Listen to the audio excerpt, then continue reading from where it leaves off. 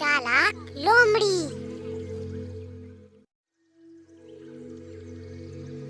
लोगों से भरे घने जंगल में चीनू सियार रहता था। चीनू चालाक होने के साथ ही बड़ा बुद्धिमान भी था।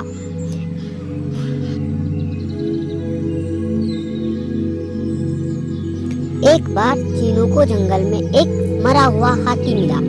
चीनू बहुत दिनों से भूखा था। उसने मृत हाथी को देखा तो उसके मुंह में पानी आ गया। चीनू हाथी के निकट पहुंचा और उसके चारों तरफ घूमकर देखा। चीनू ने हाथी के निकट से भी सूंघा।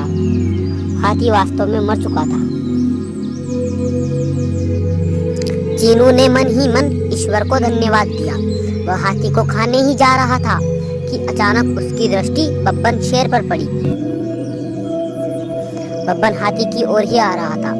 चीनू तुरंत हाथी से थोड़ा हटकर खड़ा हो गया और बब्बन के निकट आने की प्रतीक्षा की।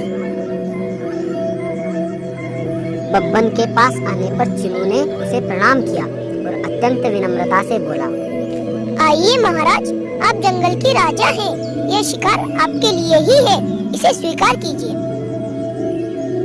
धन्यवाद चीनू, तुम्हारे विनम्रता पूर्ण व्यवहार से मैं बहुत प्रभावित हूँ। किंतु मैं शेर हूँ, दूसरों का मारा शिकार नहीं खाता।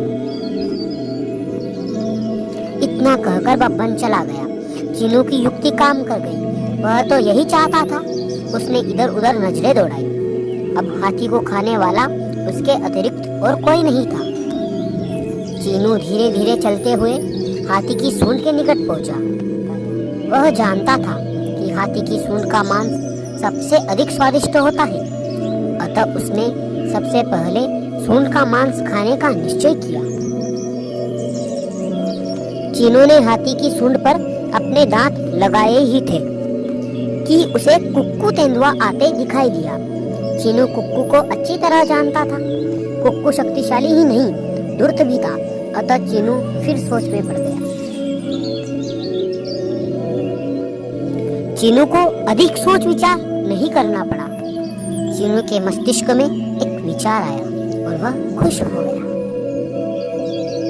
कुक्कू के निकट आते ही चीनू हाथी से थोड़ी दूर हट गया और कुटिलतापूर्ण आवाज में बोला, आइए आइए श्रीमान जी, देखिए हमारे महाराज बब्बन शेर ने क्या शानदार शिकार मारा है।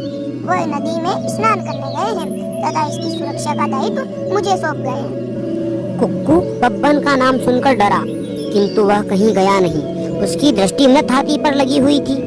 चीनू कुक्कू का इरादा समझ गया, अतः उसके निकट पहुंचा और बड़े धीमी आवाज में बोला, श्रीमान जी, आप चाहे तो इसे बड़े आराम से खा सकते हैं। मैं पहरा देता हूँ। बब्बन जैसे ही आएगा मैं आपको सावधान कर दूंगा।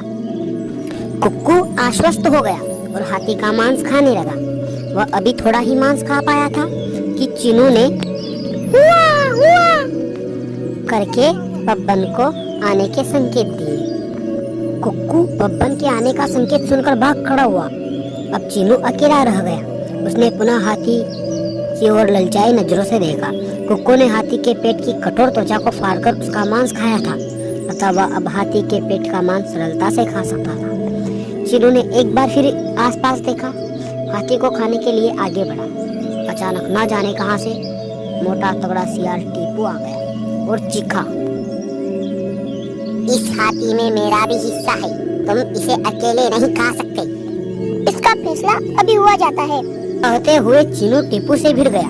चीनू और टीपू काफी देर तक एक दूसरे से लड़ते रहे। कभी चीनू टीपू पर भारी पड़ने लगा तो कभी टीपू चीनू पर। अंत में चीनू की विजय हुई और टीपू बुरी तरह घायल होकर भाग खड़ा हुआ। अब मृत हाथी के मांस में हिस्सा बटाने वाला कोई नहीं था।